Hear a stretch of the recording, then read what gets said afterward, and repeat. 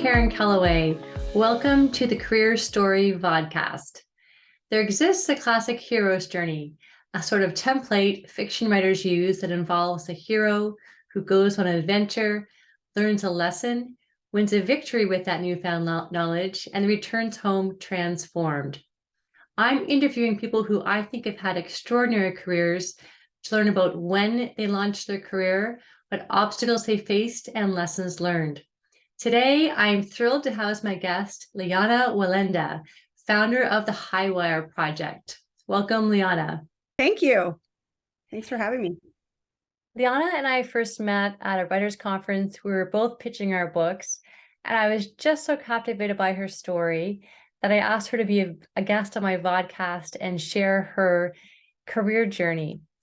Lijana was born into an extraordinary group of artists that have commonly been referred to as the first family of the air, the Wallendas. As far back as she can remember, she traveled in the unique world of the circus. She has spent much of her life performing amazing feats all over the world, including a Guinness World Record high wire pyramid in Japan and a skywalk with her brother 100 feet in the air over Charlotte Motor Speedway. That's high.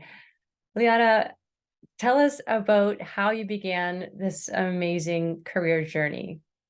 So I was born into the Wallenda family, as you said. We are 7 generations of circus performers, 4 generations high wire walkers. So I could walk a wire ever since I can remember. My parents always had a low wire in our backyard, so I'd always play with my brother. And, I don't remember. I was very young when I started walking the wire. And isn't there something with you don't believe in nets, or your grandfather didn't believe in nets?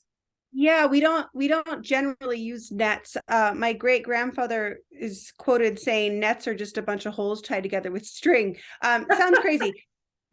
Reason being, his brother did flying trapeze in the circus, where you swing in the trapeze and do somersaults to the catcher. And he fell into the net and bounced out and was killed. So a net doesn't always guarantee you're going to be okay if you fall. And often people, if you have a net below you, you think it's okay. It's all right if I bail and fall when it gets tough, and it's never okay. So that was his philosophy with safety nets. That's powerful. Yeah. So we all have obstacles in our career path, and you have had a big one. Share a little bit about your story. I have. Look, there's always obstacles, right? Even growing up in the circus the way I did, you'd think that it would be easy for me to continue on performing, but it was a struggle. I mean, there was many years where I was performing at night and getting up in the morning and riding my bike in the snow to a restaurant, imagining a restaurant, whatever it took to get through. But that performing was always my passion and my driving force. So there've been many obstacles, but the big one was in 2017, I was down in Florida with my brother's troupe, and we were practicing. It was one of the last rehearsals before the show was to open, a circus in Florida, and we were going to do a 8-person 4-level pyramid on the high wire. It was going to be a world record. It was going to break our own world record that we have from back in 2001.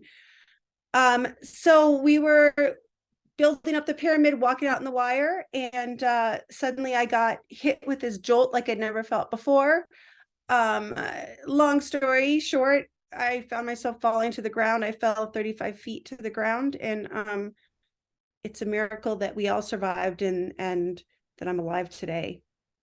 So coming back from that was pretty tough. I broke a whole bunch of bones, my humerus, my left calcaneus in my heel, bunch of ribs, whole bunch of stuff. But the biggest was I broke every single bone in my face. When I first heard that story, I kind of that's way too much to process. There's obstacles, and then there's wow. I mean, that is, and then you got up and did it again. Yeah, it was 2019. My brother called me and said he was about to do a walk across Times Square in New York. It was going to be a live special on ABC, and he asked me if I wanted to do it with them, and I was like, yeah, of course, because I'm a wire walker through and through. It's my passion. But when I went down to Florida and started training, then that PTSD hit me, and I kept seeing that image of the ground getting closer to my face, as I saw when I was falling. So that took a long time to get past that and conquer those fears, but I did it. My walk in Times Square was let's see, it was 2.5 times higher and 3 times longer than anything I'd ever done in my That's in amazing. my career. So it was quite a triumphant feeling. Wow. That's so inspiring. And you, I know you speak about also maybe writing a book. Well, I'm working on a book right now. I want to tell my story and tell everything I've been through, and people, I'm hoping they could read my experiences and it'll inspire them that they can get through whatever challenge they're facing. You know, we're all so much stronger than we know, I believe. Um, if someone would have asked me if I could have got through what I had gotten through, I probably wouldn't have thought so before the accident. Yeah. But you know, and I hope that other people, there's so many people going through hard stuff, whether it's in their career or personal life, whatever it is, there's so much hurt in this world, and so many obstacles to get past. And I just hope that people see what I've gotten through and say, oh, I can do this too. And also one of your passions is costume making and costume design. Yeah, I'm a costume designer here in Las Vegas, so I do that as well. It's sort of my day job. You know, I do as well as, you know, I train all the time in my backyard, and you know, ready to perform for whenever that event might come up. And I'm also pursuing speaking, again in the same vein as writing the book. I hope to inspire people. Do you have any more plans for being on the high wire? Nothing set in stone yet, but I have big dreams. I hope to walk across Allegiant Stadium here in Las Vegas. I've been pursuing that. You know, and I have all these little plans of things I'm working on, creative projects in the wire that I'm working on. Well, thank you, Lijana, so much for sharing your journey with us and showing us that it really is possible to overcome obstacles. You really do walk the talk. It was nice to see you again. Yes, thank you so much.